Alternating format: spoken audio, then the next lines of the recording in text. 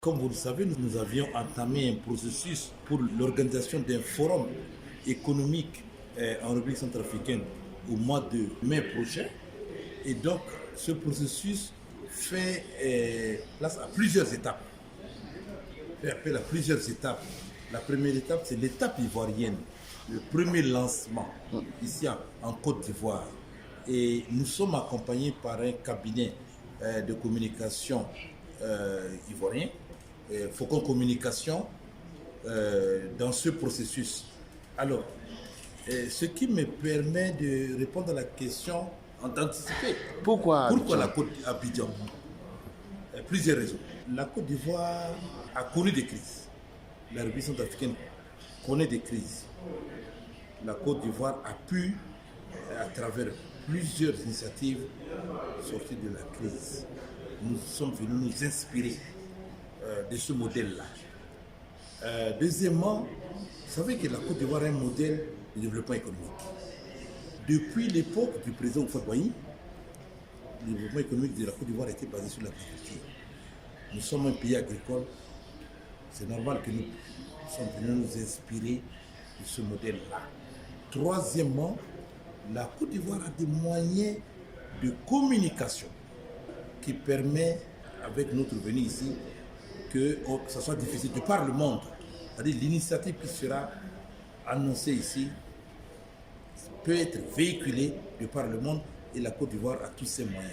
Voilà les trois raisons pourquoi la Côte d'Ivoire. Mais je dis simplement que la Côte d'Ivoire est la première étape, parce qu'il y a d'autres étapes.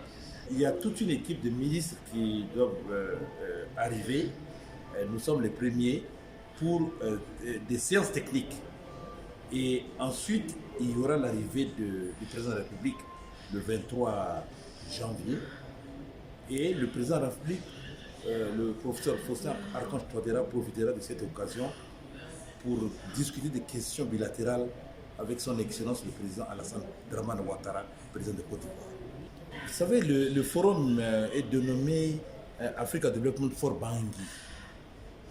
C'est le cabinet Faucon Communication a accepté de bien vouloir nous accompagner. C'est de par l'expérience que ce cabinet a.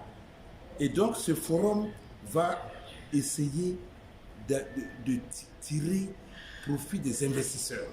Parce que nous sortons de crise, nous avons besoin des investissements. La République centrafricaine a beaucoup d'atouts, beaucoup d'opportunités.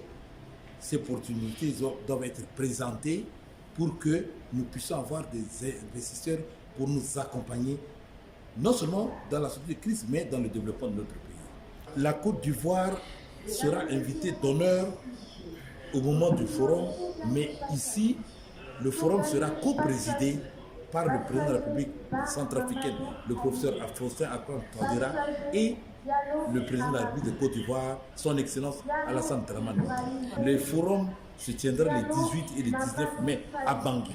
Mais avant cette étape, il y a plusieurs étapes.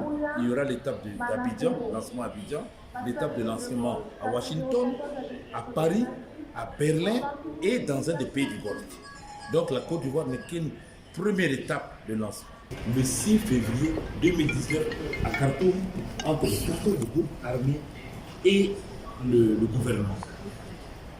Dans cet accord, il y a plusieurs engagements. Des engagements du côté des groupes armés et des engagements du côté du gouvernement.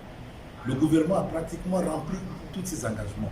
Maintenant, progressivement, les groupes armés sont en train de remplir leurs engagements et la paix est en train de revenir progressivement dans le pays. Vous savez, dans cette situation-là, parfois c'est difficile, mais en allant progressivement, on peut obtenir des résultats.